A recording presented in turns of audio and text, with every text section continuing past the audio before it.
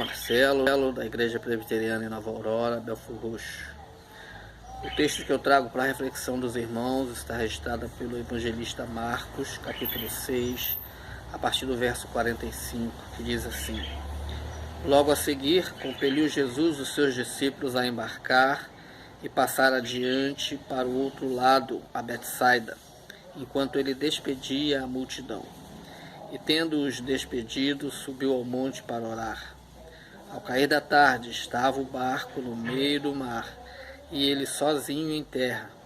E vendo-o em dificuldade a remar, porque o vento lhes era contrário, por volta da 4ª vigília da noite, veio ter com eles, andando por sobre o mar, e queria tomar-lhes a dianteira. Eles, porém, vendo-o andar sobre o mar, pensaram tratar-se de um fantasma e gritaram, pois todos ficaram aterrados à vista dele. Mas logo lhes falou e disse: Tende bom ânimo, sou eu, não temais. E subiu para o barco para estar com eles, e o vento cessou. Meus irmãos, esse é um texto bem emblemático nas Escrituras, uma passagem conhecida de muita gente. E outros evangelistas narram a passagem de Pedro também andando sobre o mar. Aqui Marcos não menciona esse episódio, embora nós sabemos que a cena toda, na cena toda Pedro também andou sobre o mar. E eu queria conversar com os irmãos a respeito desse texto que começa com uma palavra intrigante, porque o 45 diz assim: Logo a seguir compeliu Jesus os seus discípulos a embarcar. Compeliu, convidou com veemência, obrigou, determinou. E eles cumpriram essa ordem de Jesus, eles obedeceram. E é isso que me chama a atenção, porque a gente pensa, às vezes, que obedecer a Deus, obedecer a Cristo, nos deixa imunes às intempéries da vida. E essa quarentena, esse afastamento social, a própria percepção da morte, nos mostra que aqueles que obedecem a Deus, aqueles que fazem o que é certo, também passam por tempestades, também passam por ventos contrários, também têm dificuldade. Olha, irmãos, obedecer a Jesus e embarcar, mesmo sem Jesus embarcar com eles, é uma prova de fé, obediência. E talvez alguns deles poderiam pensar assim: eu vou, mas só se o Senhor for conosco, igual em outras ocasiões. E eles tinham bem à mente aquela multiplicação de pães, onde Jesus demonstrara o seu grande poder. Mas obedecer a Cristo vai além dessa percepção da sua presença, conhecer os seus mandamentos. Mesmo aqueles que obedecem passam por tempestades.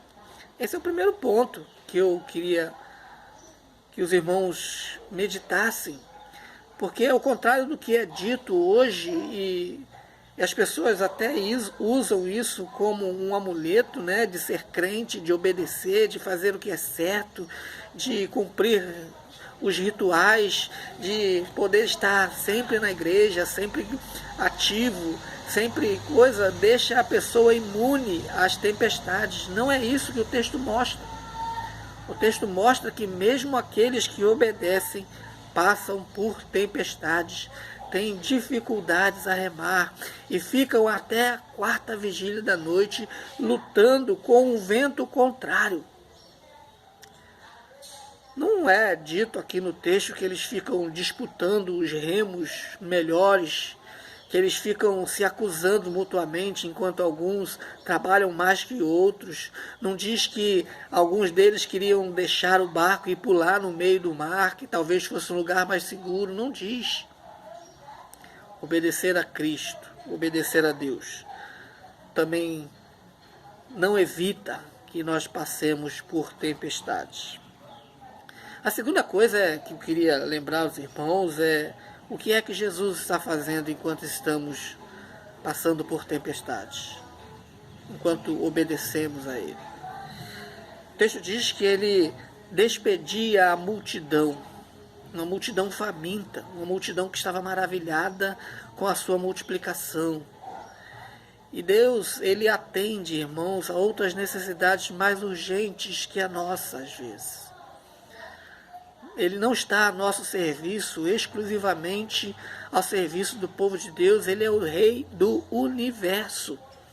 E atende, embora nós percebamos que Deus é onisciente, onipresente e tem todo o poder, e Ele não se ocupa e às vezes fica deixando outros de lado. Não, não é isso que o texto mostra. O texto mostra que Ele estava despedindo a multidão faminta, maravilhada. E outra coisa que o texto diz é que Ele subiu ao monte para orar. Enquanto passamos por tempestades, Deus, o Jesus, está intercedendo por nós. Ele ora ao Pai. E Ele disse diversas vezes: rogarei ao Pai. Ele é o intercessor nosso. Ele é aquele que intercede por nós, que suplica ao Pai a nosso favor, enquanto o acusador está diante de Deus, levantando as nossas queixas, levantando as nossas mazelas, nos colocando para baixo. Jesus intercede por nós. O que é que a igreja precisa continuar fazendo enquanto passa por tempestades? Continuar remando. O texto diz que eles tinham e foram vistos por Jesus com dificuldades a remar, porque o vento era contrário. Continue remando, igreja. Parece que às vezes é mais fácil a gente largar de mão essas coisas, a gente se entregar à tempestade. Às vezes é mais fácil a gente se sentir abandonado pelo Mestre, mas o texto diz que eles continuavam a remar. Remar não é fácil. Remar requer empenho, requer trabalho, requer justa cooperação de todos no barco. Continue a remar. Continue a remar e você vai perceber no momento certo, no tempo de Deus, que Ele vem andando por sobre a tempestade. Ele vem de forma miraculosa e extraordinária, se mostrando presente como um Deus que é superior à tempestade. Que Deus te abençoe e que possamos, irmãos, estar obedecendo a Jesus, sabendo que talvez vamos passar por tempestades. Continuamos obedecendo a Jesus, sabendo que Ele está atendendo a outras necessidades mais urgentes que a nossa e não está exclusivamente a nosso serviço, mas que Ele intercede por nós. Obedeçamos a Jesus e continuemos remando, trabalhando para o nosso Mestre. Que Deus me abençoe, que Deus te abençoe em nome de Jesus.